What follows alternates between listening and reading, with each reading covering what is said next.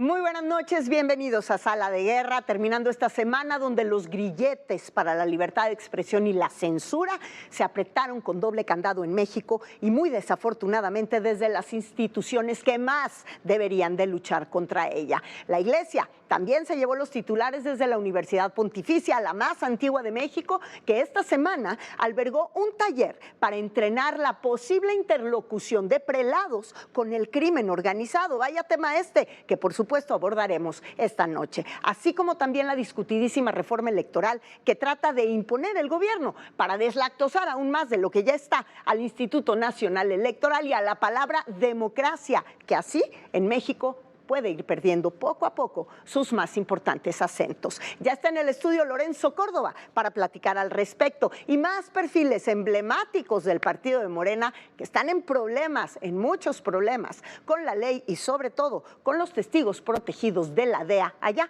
en los Estados Unidos. Arrancamos con las polémicas de la semana. Yo soy Mónica Garza. Bienvenidos. El INE no utilizó una voz predeterminada así como Pepe Labat. Adán es un hombre honesto, lo conozco bien. No sé dónde esté el senador, seguramente en sus múltiples trabajos de la coordinación. Tendría Adán Augusto López que salir a aclarar las especulaciones. ¿Él salir a aclarar qué? Si él investiga con esto. Por eso, pero a ver, yo lo que entiendo es el que está investigado es el que era secretario de Seguridad. Alcen la mano si alguna vez se sintieron miradas, objetificadas, acosadas por algún maestro. No le den la espalda a los mexicanos. Por primera vez decidieron que un ciudadano podía ser sancionado y multado por criticar a un político. Me buscó hace poco una diputada, ayúdale a una gasolinera que no sé qué, que le dice, no les voy a ayudar, perdón, no. And revealed chronic venous insufficiency, a benign and common condition. La gente no se vende, la gente no se da. Iniciamos con el tema de la censura en México, que esta semana mostró una de sus peores caras. Está claro que el Estado ni tiene sentido de la autocrítica ni está dispuesto a tolerar ser criticado.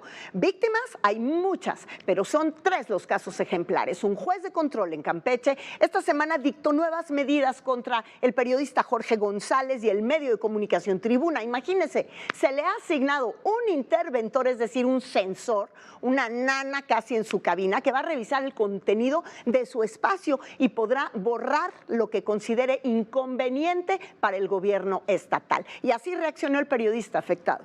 ¿En qué está pensando la jueza? ¿A quién sirve? ¿A la justicia o a la gobernadora? Y me pregunto, ¿y el respeto a la Constitución? Ningún ordenamiento de ninguna entidad puede estar por encima de la ley suprema.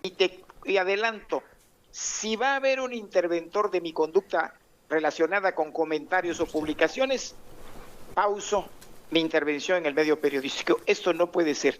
Imagínese, si este periodista también pausa su labor, entonces será uno de los ya más de 40 comunicadores cuya voz ha logrado ser silenciada por el movimiento de la Cuarta Transformación, que desde que llegó al poder, pues es como lo hemos visto suceder. Pero ahí no acaban los casos de censura. También esta semana, el ama de casa, porque es lo que es, una ama de casa, Carla Estrella, ofreció la primera disculpa pública en redes sociales a dato protegido, que debe de repetir, es decir, es la primera de 30. Durante 30 días se tiene que disculpar. Sí, así como suena de ridículo, pues así es, porque un comentario suyo en redes sociales se consideró violencia política electoral contra la diputada Diana Karina Barreras, esposa también del presidente de la mesa directiva de la Cámara de Diputados, algo que la propia presidenta de México calificó como un exceso.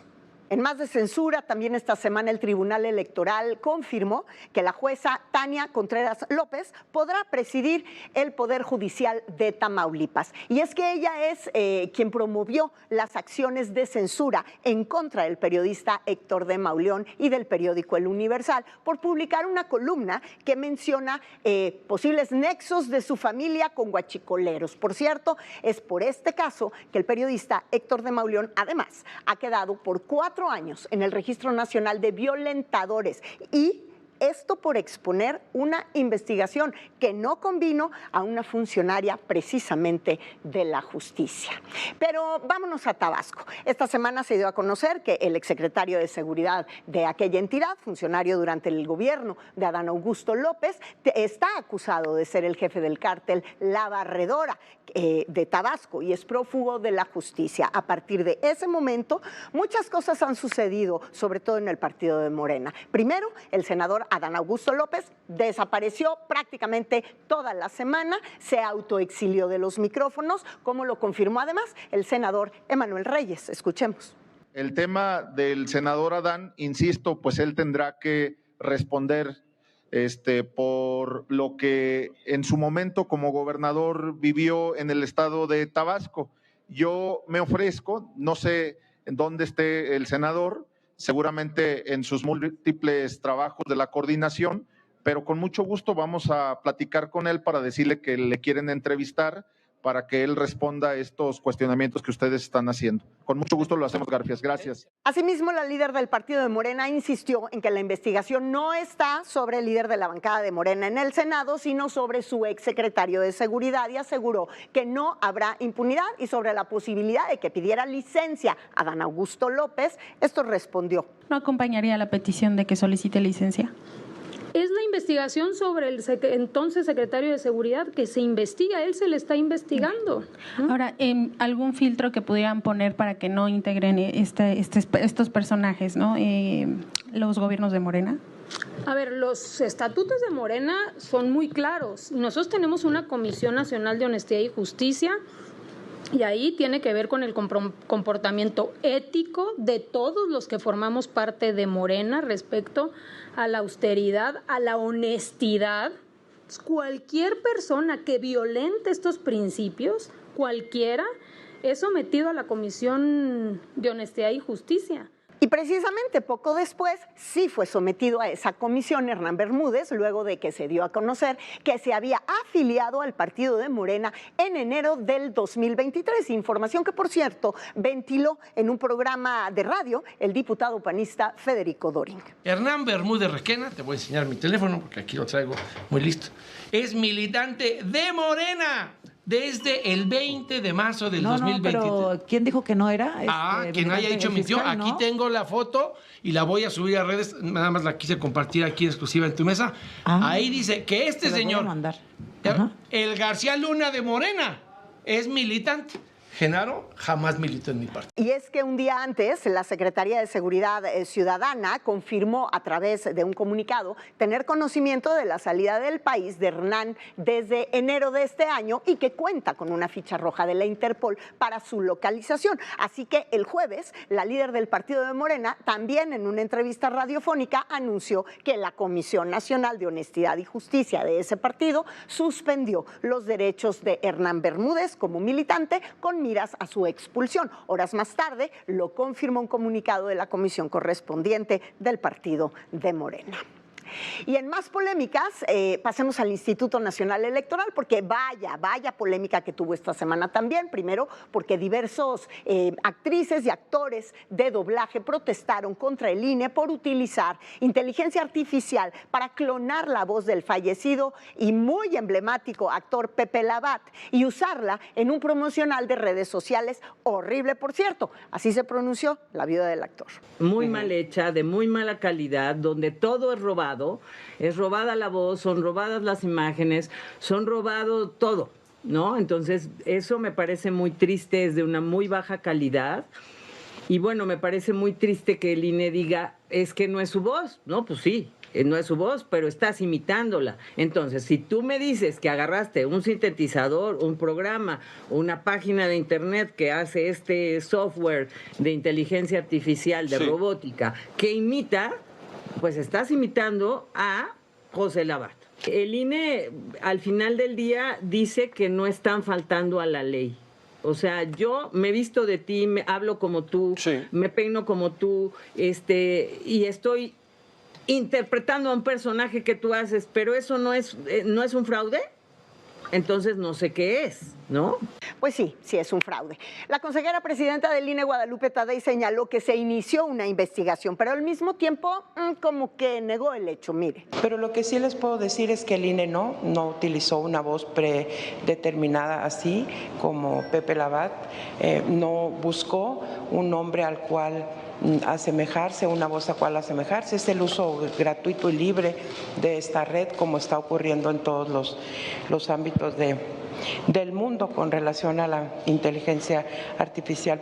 Bueno, posiblemente a la presidenta del INE hay que explicarle, y es normal que no entienda muy bien, no es lo suyo, lo que robarse una voz significa, sobre todo en nuestro país, donde el doblaje es un arte tan reconocido. Así que, como dice el dicho, pues que alguien le explique. Pero pasemos a otros temas, y uno muy duro para todos los mexicanos, de acuerdo con el más reciente informe de Amnistía Internacional respecto a las madres buscadoras. En nuestro país, al menos 30 familiares buscadores de personas desaparecidas han sido asesinados entre febrero del 2011 y mayo del 2025. De estos, 16 eran mujeres y 11 eran madres. 2 eran hermanas, 2 esposas y una activista. Esta cifra revela el grave peligro que implica alzar la voz y emprender una búsqueda de un familiar desaparecido en México, donde hoy más de 128,000 personas están en esa condición o no localizados.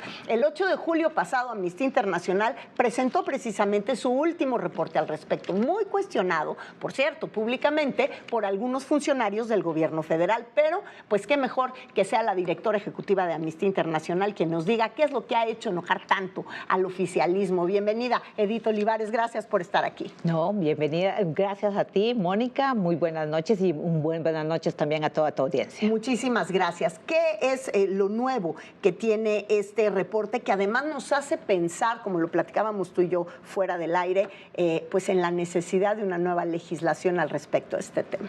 Bueno, a ver, creo que primero hay que señalar que en el informe de Amnistía Internacional estamos tratando de poner el foco sobre las personas que buscan a sus familiares desaparecidos. Este informe, que se llama Desaparecer otra vez, violencias y afectaciones que enfrentan las mujeres buscadoras en México, es un informe que se inscribe en un proyecto regional de Amnistía Internacional, un proyecto para las Américas, en el que estamos reconociendo a quienes buscan a familiares desaparecidos, que normalmente son mujeres, son las madres, las hijas, las esposas, las hermanas, las nietas, quienes históricamente se han dedicado a la búsqueda de familiares desaparecidos y a la exigencia. En el caso mexicano, Mónica, y esto es algo muy específico de México, esta exigencia se convierte en una exigencia y una búsqueda literal. Es decir, en México las mujeres, las familiares de personas desaparecidas, salen literalmente a buscar a su familiar, con sus picos, con sus palas, con sus conocimientos, ingresan a centros penitenciarios, cavan fosas clandestinas, y nosotros lo que estamos haciendo con este informe es documentar qué es lo que están enfrentando esas mujeres. Quiero comentarte primero que además el informe lo hicimos recopilando información de ellas mismas. Entrevistamos a un total de 661 mujeres buscadoras, mujeres que buscan a familiares en México, incluyendo algunas mujeres centroamericanas. Hicimos 7 grupos focales en diferentes localidades del país y además tenemos documentados 5 casos en el informe, de manera que lo que hacemos es recoger lo que ellas mismas nos comentan que es su experiencia. El gobierno federal, por su parte, ha dicho que están abiertos al diálogo con Amnistía Internacional, porque uno pensaría que luego de la recopilación de todos estos datos, pues lo más interesante sería que se unieran pues representantes de los distintos gobiernos, sobre todo de las entidades donde están focalizadas, digamos, todas estas fosas clandestinas y esta situación. No sé si ya se haya abierto ese diálogo que de repente tantos dicen que sí está abierto. Sí, nosotros no hemos tenido todavía oportunidad de reunirnos con las autoridades mexicanas. Solicitamos una reunión, de hecho, Mónica, con la presidenta de la República. Hemos solicitado 4 veces ya reunión y no hemos tenido oportunidad de reunirnos con ellas. Ya nos contestaron. Nos contestó la Presidencia de la República y nos comunicó que nos atendería la secretaria de Gobernación, Rosa Isela Rodríguez. Estamos gestionando la reunión con ella y también señalar que es importante obviamente nos dará mucho gusto presentar el informe directamente a las autoridades, sobre todo porque creo que aquí el informe incluye, además de las afectaciones y violencias que podemos comentar, más de 12 recomendaciones de Amnistía Internacional, más de una docena de recomendaciones que están orientadas, Mónica, a cómo el Estado, qué debe hacer el Estado mexicano para proteger a las mujeres buscadoras, recordando que ellas están haciendo una labor que no les toca hacer. Totalmente. Que deberíamos estar agradecidos como sociedad. Ese es el diálogo que debe de haber entre los gobiernos y Amnistía Internacional, por ejemplo, porque tienen que poner a funcionar a sus autoridades como corresponde en este caso. Pero una vez más, cada vez que vemos una mujer, un hombre, una persona desaparecida, son los colectivos los que salen a la búsqueda, son los colectivos los que terminan encontrando un indicio u otro, a lo mejor de otro caso, a lo mejor del caso que se busca, pero son los colectivos los que le terminan haciendo la chamba a las autoridades que están enfocadas en quién sabe qué. Bueno, fíjate además, Mónica, que tienes toda la razón. De hecho, cuando nosotros hicimos el informe, la cifra que mencionas de 128,000 personas desaparecidas era la cifra a principios de este año, ya llevamos 130,000. Un día 2,000 personas más, es muchísima gente. 90 personas cada día desaparecen en México, Mónica, y esas son las cifras oficiales. Nosotras no tenemos otros datos, tenemos los datos del Registro Nacional. Y creo que también es importante recordar que además de, por supuesto, las gravísimas afectaciones que hay a la integridad de las personas buscadoras, que incluyen los asesinatos, las desapariciones, los desplazamientos forzados, en el informe también documentamos afectaciones que tienen que ver con la salud de las mujeres buscadoras. Claro. Más del 70% de ellas han tenido temas de salud mental, depresiones, ataques de ansiedad, de pánico, insomnio, vinculados a la desaparición, vinculados a la labor de búsqueda y, como tú dices, vinculadas a los hallazgos. Imaginémonos lo que es para una madre, una hermana, una esposa encontrar restos humanos. Una de las buscadoras que está en nuestro informe, que se llama Isabel, del colectivo Sabuesas Guerrero de Sinaloa, solo ellas han encontrado 500 cuerpos en el estado de Sinaloa.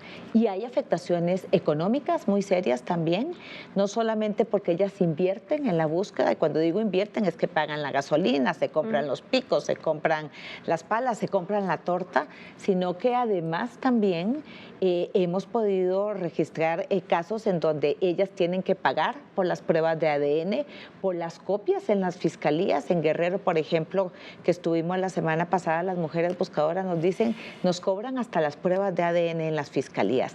En ese nivel de violencia institucional estamos en el país, y esto es importante que lo atiendan las autoridades mexicanas. Por eso, parte de nuestras recomendaciones tiene que ver con que ellas deben ser reconocidas como defensoras de derechos humanos. Eso no solamente es un reconocimiento que retorna la dignidad y reconoce el trabajo que están haciendo, sino que activaría mecanismos de protección que podrían evitar, por ejemplo, los asesinatos y las desapariciones. Para terminar, entonces, ¿qué sigue por parte de Amnistía Internacional? ¿Qué otras puertas tocar el legislativo?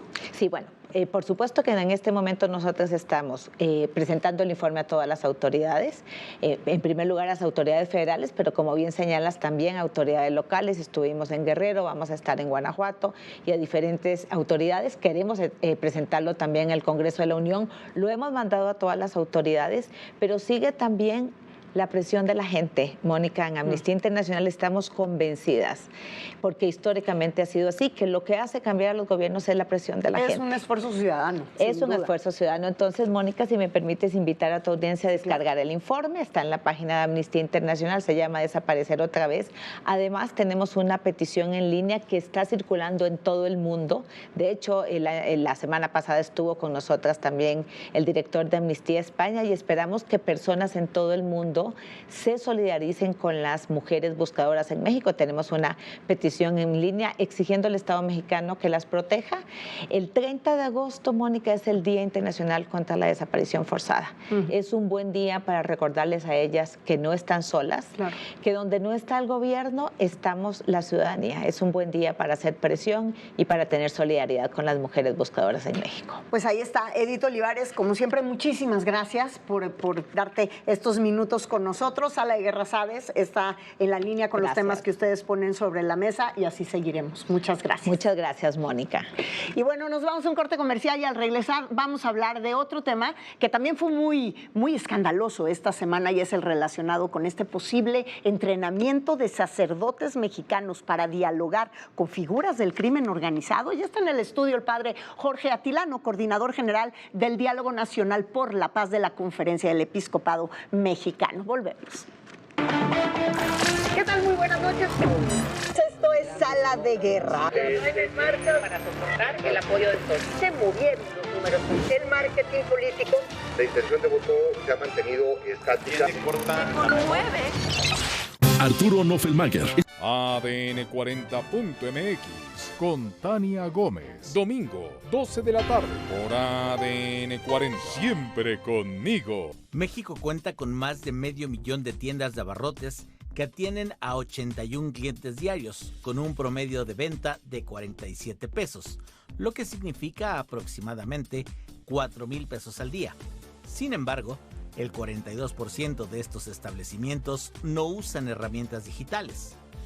Un estudio realizado por una comercializadora a nivel nacional que impulsa las ventas de estos establecimientos señala que la incorporación de herramientas tecnológicas tendría un impacto positivo en sus ventas, ya que éstas podrían llegar a duplicarse, pues cada vez son más las personas que utilizan el pago electrónico. Sin embargo, aún es necesario realizar un ejercicio de concientización entre los propietarios, pues aún existe cierto rechazo a la idea de incluir elementos tecnológicos en sus operaciones de rutina. Las herramientas digitales que estos establecimientos pueden incorporar van desde una cámara de seguridad, terminales para cobro con tarjeta, cobro de servicios o bien poder dar tickets y facturas. Algunas de las ventajas al digitalizar las tienditas son mayor alcance y visibilidad, aumento de ventas, mejora en la interacción con clientes y acceso a nuevos mercados. En suma, la digitalización puede ayudar a las tienditas de la esquina a mantenerse competitivas y alcanzar nuevos clientes.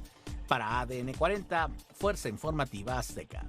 Un espacio informativo hecho a tu medida, con toda la información que es tendencia y las noticias de última hora. ADN 40.mx Noticias, con Claudia Echeverry.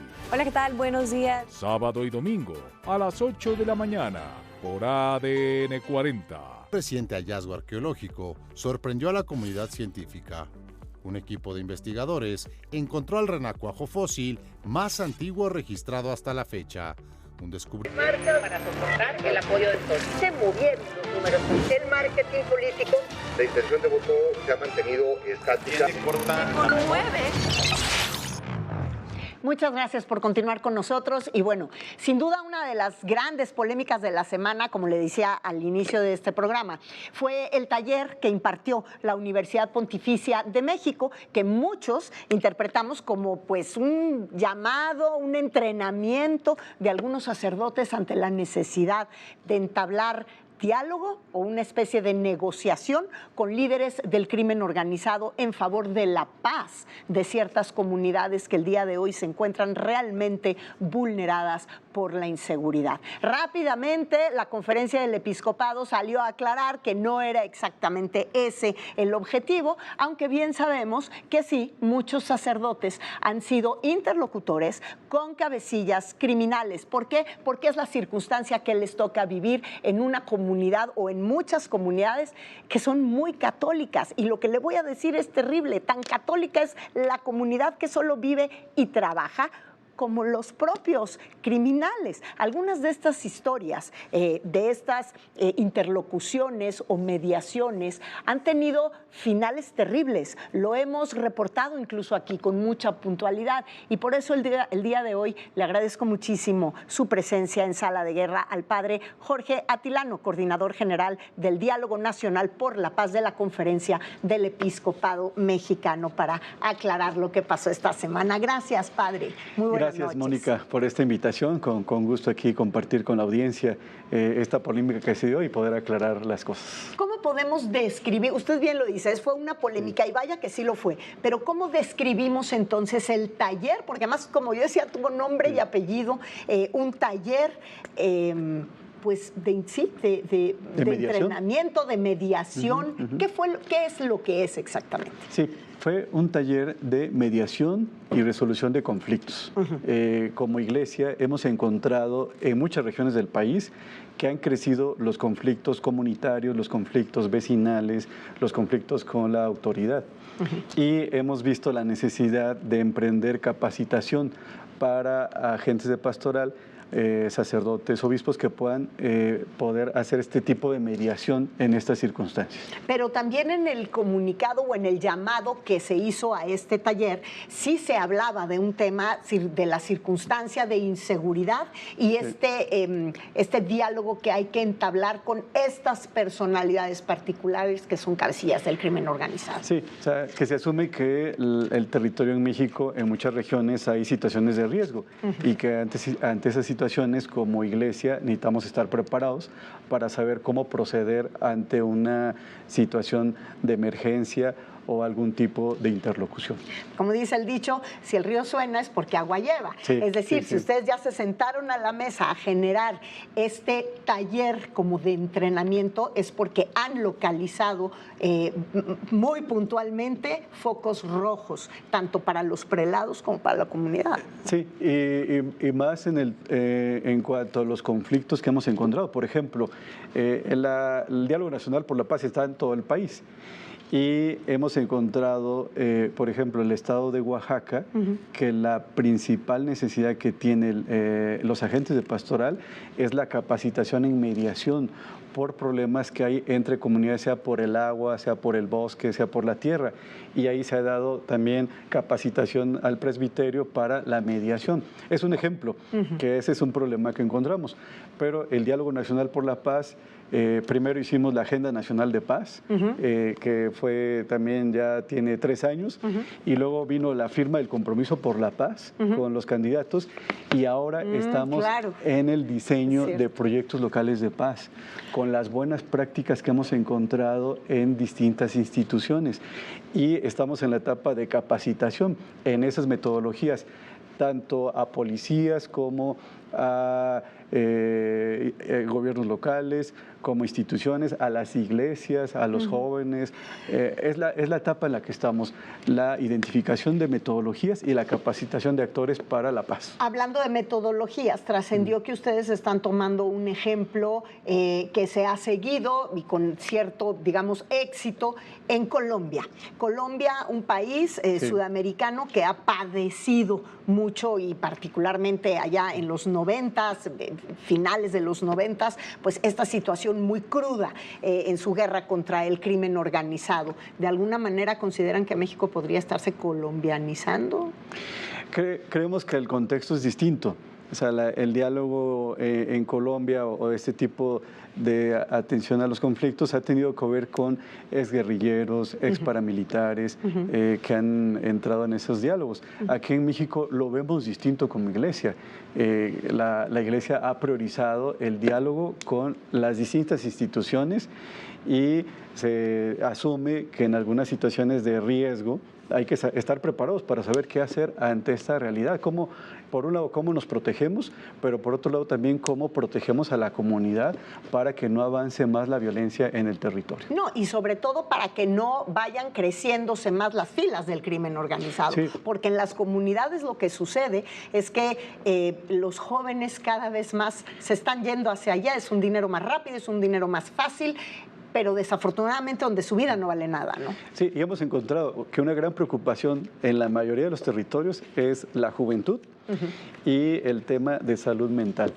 Y ahí igual hemos identificado metodologías y las hemos estado replicando en los territorios para hoy cómo cuidar a la juventud para prevenir este tipo de situación que mencionas. ¿Cuáles son los focos rojos de entidades, me refiero, que el episcopado ha identificado y que, digamos, en donde se puso el acento en este taller que se llevó a cabo la semana? Hubo participación de agentes de pastoral de Michoacán, de Guerrero, de Tamaulipas. No, sí. Veracruz no. De Veracruz no, pero son los que participaron, igual gente de la Ciudad de México, pero sabemos que las zonas de riesgo en el país son bastantes, también sí, eso claro. Tenemos que asumirlo. El territorio en México está siendo disputado y la Iglesia, por tener presencia territorial en todos los rincones del país, también nos pone en una situación de riesgo y que necesitamos saber cómo proceder en esa situación. Claro. ¿Habrá una segunda parte de este taller? ¿Habrá otro taller? ¿Se solicitó? ¿A qué conclusiones llegaron? Creemos que la formación en mediación es algo prioritario y habrá otros talleres para seguir capacitando no solo a agentes de pastoral, sino a las escuelas, a los líderes vecinales, a las iglesias, para la mediación en conflictos. Oiga, padre, ¿y qué reacción tuvo el gobierno de México ante esta iniciativa que tuvo el episcopado mexicano? Del Diálogo Nacional por la Paz. No, del taller, bueno, del Diálogo Nacional por la Paz. Ha habido una interlocución también, se han socializado metodologías que hemos encontrado, sobre todo con Gobernación y la Secretaría de Seguridad, y con respecto a este diálogo, también hubo la comunicación de qué se trataba y la doctora Claudia pues dijo que ya la Iglesia había aclarado el tema. Pero nada más en ese sentido, no para trabajar digamos, en conjunto, en equipo.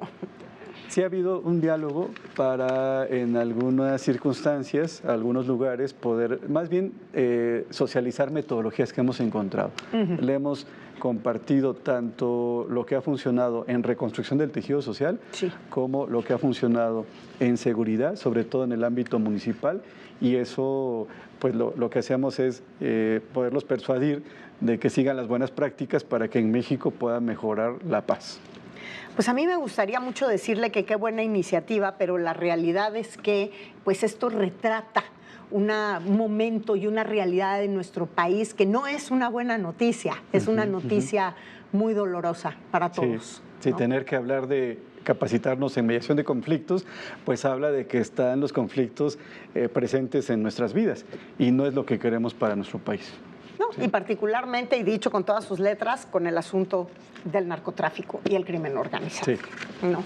Padre, muchísimas gracias por haber estado con nosotros esta noche. Mónica, y ahí estamos a sus órdenes. Muchas gracias y por esta aclaración además tan relevante. Nos vamos a un corte comercial, pero antes los dejo con el cartón de Rictus, que hoy se lo dedica a la entidad más endeudada históricamente de México. ¿Y sabe de cuál hablo? De Pemex. Volvemos.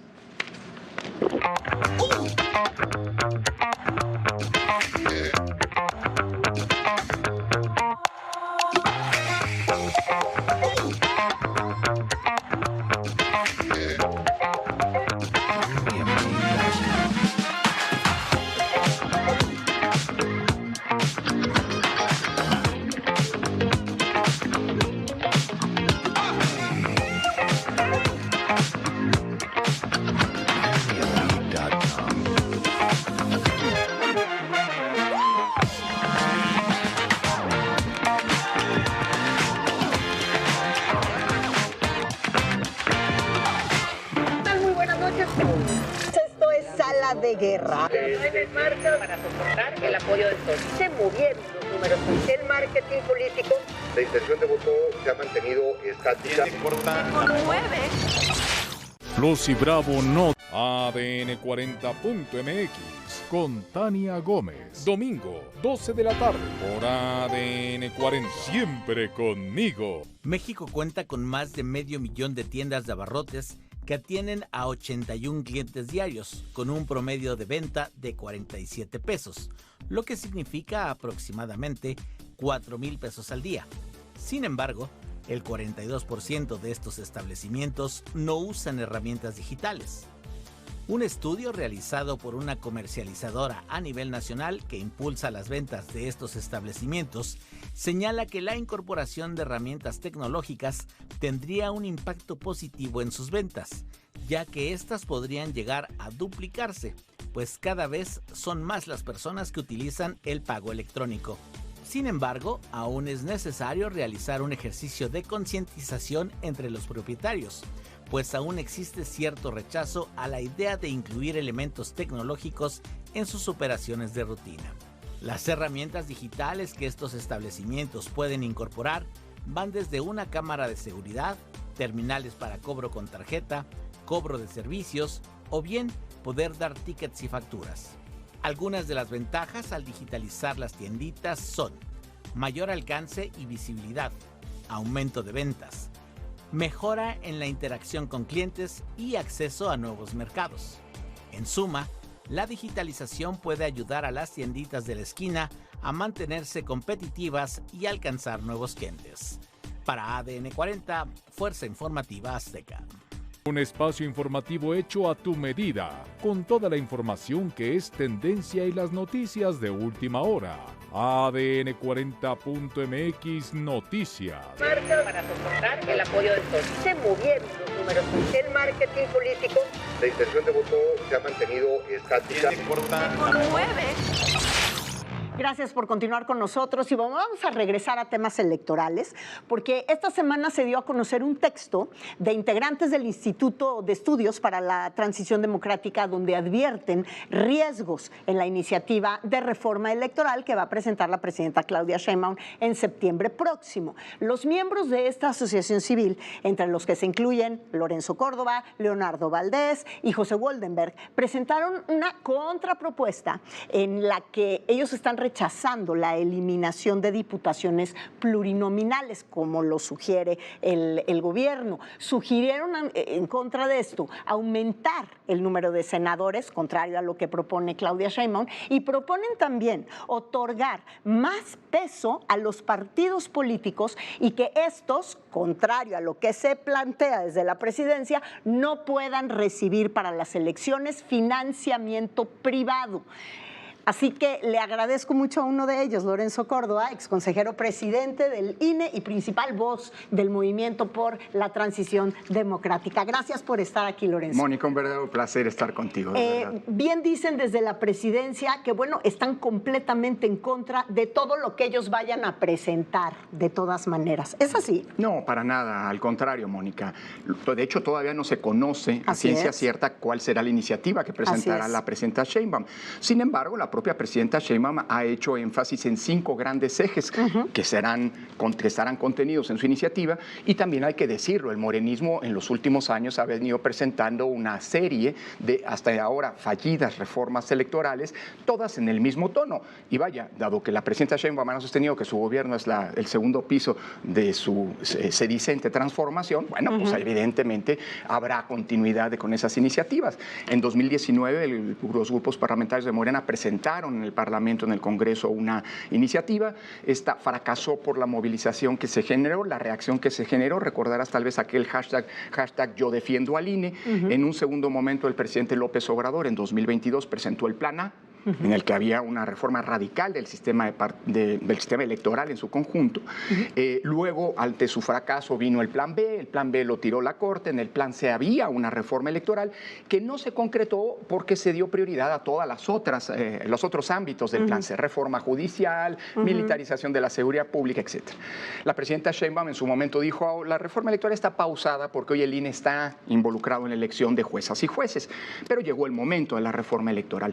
Y frente a esto nosotros consideramos una cosa: las reformas electorales han sido parte de nuestro proceso de construcción y paulatino fortalecimiento democrático, primer punto.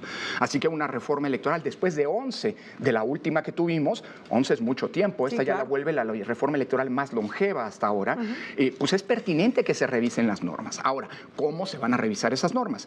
Para echar a la basura. ¿Qué normas se van a poder plantear cuando tenemos un país diferente, con una reglamentación en todo sentido diferente? Totalmente. Y algo, híjole, que es una división de poderes también muy diferente? Totalmente de acuerdo. A mí me llama mucho la atención que ustedes están planteando, me llama la atención que haya una diferencia entre lo que plantea o que pensamos que puede plantear la Presidencia de la República contra lo que ustedes están planteando en cuanto al fortalecimiento de los partidos políticos. En un momento en el que muy poca confianza se tiene ya en los partidos políticos. Entonces, ¿para qué? El problema es justamente los partidos hoy forman parte del conjunto, digamos, de temas que vale la pena revisar en una reforma electoral. El problema es cómo lo queremos revisar. Si la revisión del sistema de partidos es, señores, los partidos no sirven para nada, hay que quitarlos, pues no hay ninguna democracia sin partidos. Aunque, claro, ha habido en la historia de la humanidad regímenes que han decidido irse por la vía de un partido hegemónico o único incluso. Eso no los vuelve democráticos, sino todo lo contrario. Ha habido una discusión sobre la representación política. El año pasado, recordarás, Mónica, hubo una enorme discusión a propósito de la sobrerepresentación inédita de la que se hizo Morena y el oficialismo en virtud de una serie de decisiones y de interpretaciones de la ley. ¿Qué te quiero decir, Mónica? En síntesis, que una reforma electoral siempre va a ser pertinente siempre y cuando se cumplan ciertas condiciones. ¿Cuáles son las condiciones que desde el IETD nosotros vemos que son necesarias? Sobre todo viendo nuestra historia, viendo cómo se transformó y se democratizó el país. Y por cierto, en lo electoral, que tiene muchísimos pendientes todavía, pues lo electoral es de lo que más avanzamos, lo que permitió, por cierto, el índice de alternancias más grande de nuestra historia. Y la llegada de la Cuarta Transformación. Entre otras cosas, claro, por supuesto, con condiciones, digámoslo así, favorables para que cualquier fuerza política pudiera competir y hacerse del favor ciudadano. Dicho lo anterior, ¿cuáles son los ejes de esa transición a la democracia que vale la pena fortalecer y seguir defendiendo? Primero, la idea del consenso, Mónica. Evidentemente, en una democracia las mayorías tienen el derecho de tomar decisiones, pero cuando se habla de las reglas del juego, desde, digamos, la teoría política y la historia enseñan que el consenso es indispensable, porque ahí estamos hablando de las reglas del juego. Déjame hacer un símil con el fútbol o con cualquier deporte.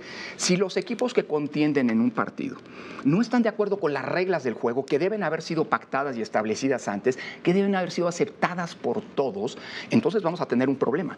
Si las reglas se vuelven un problema. Por eso, en los últimos 30 años, desde 1994, todas las reformas electorales han sido productos de grandes consensos. Dejo de lado el hecho de que hasta ahora todas las reformas electorales habían sido pedidas por las oposiciones para mejorar las condiciones de la competencia electoral, no por el gobierno. Esta es la primera vez que el gobierno dice, aquí va mi propuesta de reforma electoral. Exactamente, porque se sentaban a dialogar partidos políticos. Y el día de hoy ese consenso, pues no se ve que esté en una tierra muy fértil. Ya no hay consensos, hoy hay imposición de una fuerza que tiene los números para poder hacer lo que quiera. El problema es que si se impone una reforma electoral, mira, Morena seguramente seguirá ganando elecciones, es el partido político más fuerte, con más arraigo. En fin, es normal que Morena gane elecciones.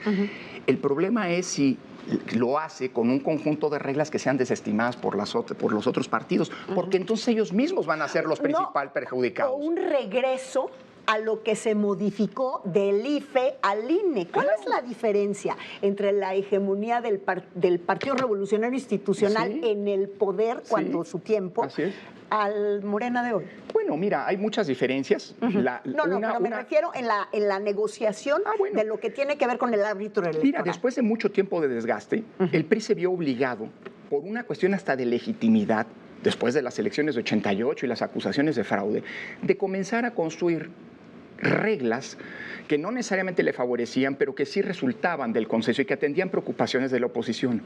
Eso que provocó, pues que, digámoslo así, los triunfos que tuvo el PRI ya no fueron contestados, sino que tenían una base de legitimidad. Por eso el consenso es tan importante. El consenso en las reglas y en los árbitros, a quien más le conviene es al partido que gana una elección. Sí, claro, por supuesto. Porque si las reglas son impuestas, si los árbitros son a modo, pues entonces la oposición lo que va a decir es, esta no es una elección justa, esta es una elección fraudulenta. Sí, cuando tú, tú le permites al árbitro tener la autonomía que le correspondería, y que es una que está completamente deslactosada en este Has tocado tres temas que me parece que están incluidos en nuestro documento y que me parece son centrales. Te decía, la base del consenso debería ser entendida como la lógica normal de las reglas. Cuando hay que poner las reglas, todos los que van a jugar y someterse con ellas y someterse a ellas tienen que tener un consenso básico. Claro. Eso es como elemental y le conviene a todos, sobre todo, insisto, a quien gana. Pero además del consenso, creemos que ha habido tres grandes ejes sobre los que ha transitado nuestro cambio político en clave democrática y que vale la pena preservar y reforzar, fortalecer. Primer eje, el de la paulatina, ahora entraremos, es un término complicado, pero creo que vale, es el corazón de la discusión, el paulatino avance hacia una mayor proporcionalidad, esto es mayor democraticidad de la representación. ¿Qué quiere decir en palabras llanas esto? Que los mecanismos con los que se traducen los votos en escaños, es decir, en curules de diputados o en cargos de legisladores, en los órganos representativos, que es fundamentalmente el Congreso, sean lo más coincidentes en términos de la proporción de votos que obtiene cada partido con la proporción de escaños. Para decirlo en palabras llanas, si tuviste un 40% de los votos, pues te corresponde un 40% de los escaños. Si tuviste un 20, pues un 20, un 10, un 10 y así sucesivamente. Es decir, esa idea, ese ideal de que, del que el peso electoral de cada partido corresponda con su presencia en cada una de las cámaras es un ideal democrático desde hace más de 100 años y que orientó buena parte del cambio. Pero ¿por qué entonces si el partido de Morena tiene en este momento mayor representación y mayor militancia? Ellos hablan que ya, bueno, ellos tienen un objetivo de 10 millones de militantes, hablan de que ya tienen 7. ¿Por qué habrían de estar en contra de eso? Si por la lógica nos diría, van a tener mayor proporcionalidad. Mónica, déjame decírtelo así para no especular yendo a los datos de la elección del año pasado. Morena y sus aliados tuvieron el año pasado el 55% de los votos. Es una mayoría incuestionable, indubitable. Pero no los vuelve los únicos en el tablero de la competencia política. Hubo un 45% de ciudadanas y ciudadanos que votaron por otras opciones políticas, que no votaron por ellos. El problema es que hoy Morena y sus aliados tienen el 74% en la Cámara de Diputados, es decir, 20% más. Creo que ahí hay un problema que en términos de justicia, pero sobre todo, hombre, en términos, Morena, y siempre pasó con el PRI y luego con el PAN. Eso es lo que te iba a decir. Los partidos en el poder siempre piensan en una reforma electoral, obviamente, y se vale, a partir de sus propios intereses. Pero ojo, piensan como si siempre fueran a gobernar. Por eso, un buen consejo en materia político-electoral es piensa siempre en las condiciones que más te van a convenir si no estás gobernando. ¿Por qué? Pues porque hoy gobiernas. Pero pues las democracias nos lo han evidenciado. ¿Alguien pensaba hace 50 años que el PRI iba a dejar de gobernar? No, y dejó de gobernar, luego volvió y le volvió a ir. Un discurso político que además está en un momento triunfalista. Claro. No puedes hablar del escenario que no quieres tener, vas a hablar del... Sin duda. Y también mucha soberbia que también esa es parte del problema. ¿Cuándo el discurso político no lo ha tenido? Mira, déjame avanzar en este sentido. Qué curioso que la primera descalificación de las diputaciones plurinominales no vino de Morena, no vino del PRD, que era su antecesor, vino del PAN, casualmente cuando el PAN gobernaba. Luego, cuando el PRI gobernó, de nueva cuenta, también hubo un discurso en contra y una propuesta de reducir las diputaciones plurinominales. Y ahora que Morena gobierna, viene el mismo discurso. Lo mismo pasó, por cierto, y pasó a otro tema, con la reducción al financiamiento público. ¿Quién fue el primer, a los partidos, quién fue el primer partido que planteó reducir el financiamiento público a la mitad? Tú pensarás Morena.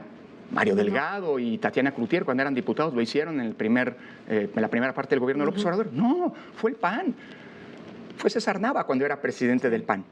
Después, Enrique Ochoa, presidente del PRI, cuando el PRI gobernaba, hizo la misma propuesta. Y ahora lo hace Morena. Pregunto, ¿no es casual que querer reducir los plurinominales y querer reducir el financiamiento de los partidos políticos a la mitad sea siempre la propuesta del partido en el gobierno? Bueno, evidentemente, porque reducir el financiamiento, pues los partidos en el gobierno tienen el respaldo del Estado. Los partidos de oposición, si los debilitas quitándole el financiamiento, vas a romper las condiciones de equidad.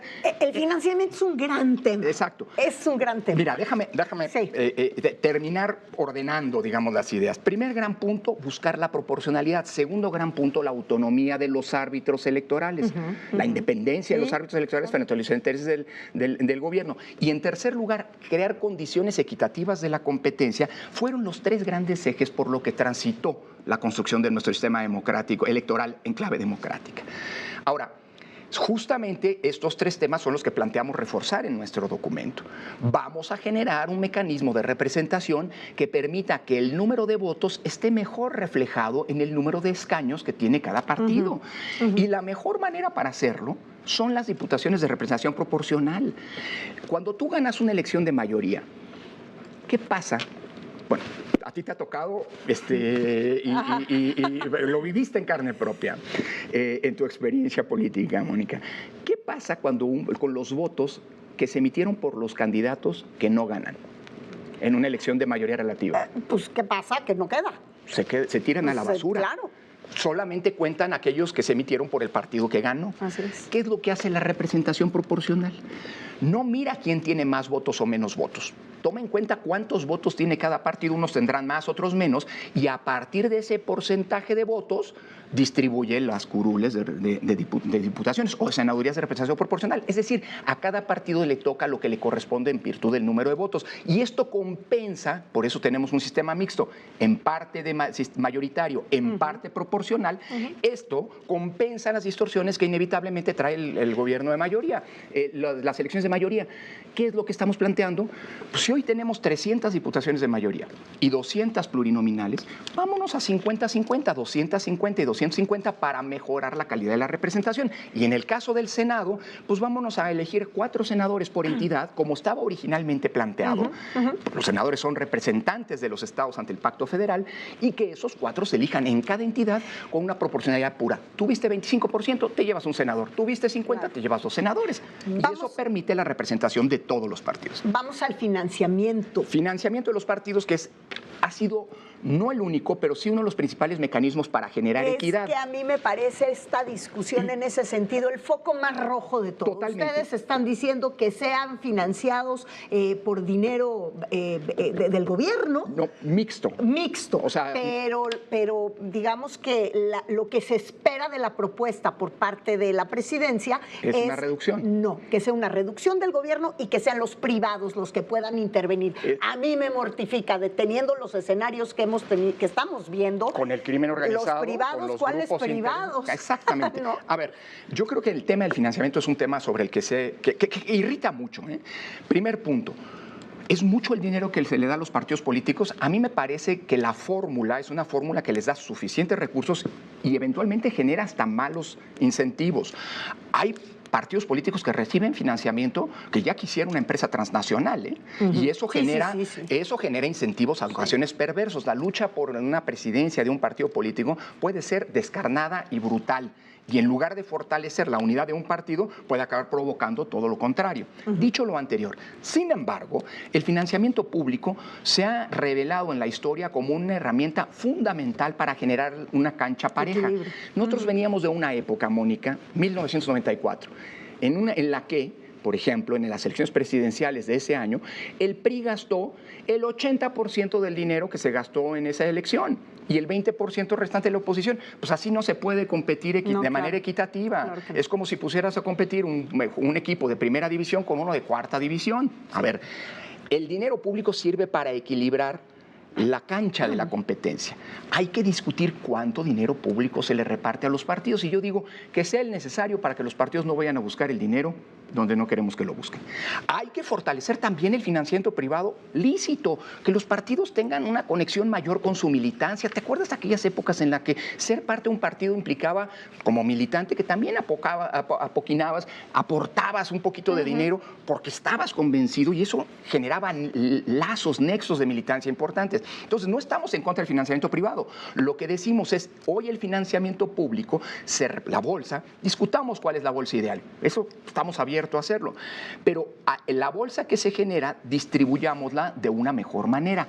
Hoy se distribuye en solo un 30% igualitariamente a los partidos y el 70% restante de manera proporcional a su votación. ¿Qué estamos planteando? 50-50, 50 igualitario, 50 proporcional.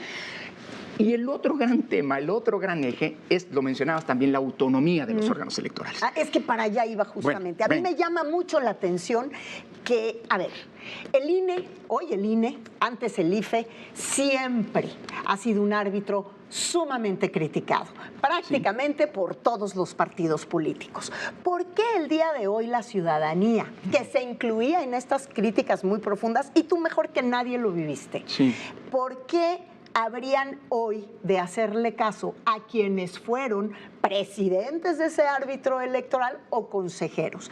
Porque también los partidos políticos y hoy las alianzas de partidos políticos en el poder, que se encuentran en el poder, pues son quienes más han, digamos, atizado el fuego en una campaña dura en contra de quienes han sido parte del árbitro electoral. Mira, yo creo que la historia del árbitro electoral y a lo largo de la historia ha habido decisiones que, incluso viéndolas en retrospectiva, no fueron las mejores, pudieron haber sido otras que tal vez habrían llevado a mejores resultados. Eso sin duda. O sea, a ver, en términos generales, yo creo que el desempeño de los órganos electorales es un desempeño aceptable. Ha permitido que se hayan normalizado en el país fenómenos tan democráticos y otrora existentes como la alternancia, los gobiernos divididos. En general, yo creo que en México el voto, hasta hace muy poco, se respetaba y había condiciones de equidad en la competencia. Yo vivo muy tranquilo, y perdóname que lo personalice, me tocó 9 años ser presidente del INE, muy tranquilo porque en efecto el órgano que dirigí fue muy criticado por todos. Todos, a mí me acusaron de ser morenista. Los libros de texto, bueno, eso es por otras razones. Y esto va a resolver. Eso porque desde el poder justamente se quiso desacreditar al INE como nunca había pasado. O sea, siempre el INE fue incómodo porque el INE es autónomo, nunca se subordinó a los intereses del poder. La oposición siempre decía que el INE resolvía a favor del poder. El poder siempre decía que el INE trabajaba para la oposición. Y así sucesivamente. El trabajo del árbitro es el peor trabajo si lo que quieres es popularidad. Decía Eduardo Galeano que el árbitro, hablando del árbitro de fútbol, pero esto se aplica para los árbitros electorales, está condenado a quedar mal con todos. Con quien gana, porque quien gana va a decir que ganó a pesar del árbitro. Con quien pierde, porque va a decir perdí por culpa del árbitro. Pero bueno. Claro. Nos queda un minuto para que concluyamos. Bueno, a ver, ¿qué es lo que estamos planteando? ¿Cuáles son las garantías de autonomía del árbitro? Que haya un consenso de entrada entre todos los jugadores de quién los va a arbitrar. Un consenso de entrada. Después no implica eso que no haya críticas, que no se le exija, en fin, y ya le tocará al árbitro aguantar en términos de su autonomía e independencia. Por eso mismo, frente a una supermayoría que hoy tenemos en la Cámara de Diputados, lo que estamos planteando es que sea el Senado el que elija a los magistrados del tribunal y a los consejeros y consejeras del INE, porque el Senado nombra a todos los titulares de los otros órganos autónomos. Sí, porque lo que algunos plantean es que este arbitraje en el consenso que tú mencionas sí está muy bien siempre y cuando pertenezcan al movimiento. El morenismo lo que pretende es que sean electos popularmente, justo como los jueces, y ya vimos en qué acabó la elección de jueces. Así es. La más cuestionada de la historia en las elecciones en nuestro país. Y con jueces a modo, quien no estaba en el acordeón oficial. Como lo que hemos visto, situaciones muy complejas. Entonces, ¿qué es lo que proponemos? Que los elija el Senado y que los elija con 3/4 partes. ¿Por qué? Porque eso va a obligar a los partidos que hoy gobiernan y que tienen mayoría legítima, aunque sobrerepresentada, fraudulentamente sobrerepresentada, a sentarse a negociar con los partidos de oposición y que se pongan de acuerdo en quiénes son los árbitros, que todos tengan ese consenso inicial. Es la mejor manera para, digámoslo así, construir autonomía. A mí me dicen, y esta es una de las grandes cosas, a mí me acusaron de ser priista, de ser morenista, de ser panista, de lo que tú quieras. ¿Y tú creciste en el PRD, no? Y yo crecí, crecí en una familia de izquierda. ¿Sí? Dicho lo anterior, Mónica, ¿sabes cuál fue mi principal garantía, mi principal blindaje para ser autónomo? Que no le debía mi cargo a nadie. Porque hubo un consenso inicial y nadie me propuso. A mí llegaron a decirme, oye, queremos que te inscribas todos los partidos políticos, muchos de los actuales miembros de Morena, por cierto, también en su momento, que militaban en el PRD. Y frente a eso, ¿qué te pasa? Que sabes que no le debes el cargo a nadie. Entre más estén involucrados en el nombramiento de un consejero, ese consejero va a ser más libre, porque va a saber que no se debe a Morena, al PT, al Verde o a tal otro partido, sino al final del día a todos. ¿No resuelve eso el tema de la autonomía? No. Al árbitro electoral hay que criticarlo, hay que estarle desde la sociedad, desde los medios, generando un escrutinio para garantizar que se conduzca por la vía de la imparcialidad. Pero de entrada, si tú te debes, si pasa que aunque salgas de una tómbola, te tuvo que palomear el secretario de Gobernación para estar en la quinteta, pues ¿a quién te vas a deber? Es un problema de origen. Te vamos a invitar nuevamente a seguir platicando porque este tema sí es realmente apasionante. Lorenzo Córdoba, te agradezco muchísimo. Al contrario, Moni, gracias a ti por mantener estos espacios que siguen siendo espacios de democracia, ¿no? Sin duda. Luego habrá que cambiarle el nombre a Sala de Paz, a Cuarto de Paz. Pues es la Sala de Guerra porque son justamente los cuartos de guerra electorales que tú conoces bastante. bastante Así bien. es. Muchísimas Mónica, gracias, encantado. Lorenzo. Y a todos ustedes, muchísimas gracias por habernos acompañado un domingo más. Yo soy Mónica Garza. Nos vemos la próxima semana. Que tengan un gran inicio de semana. Muy buenas noches. ¿Qué tal? Muy buenas noches. Esto es Sala de Guerra. En marcha para soportar el apoyo del sol. Se movieron los números. El marketing político. La intención de voto se ha mantenido estática. Se conmueve.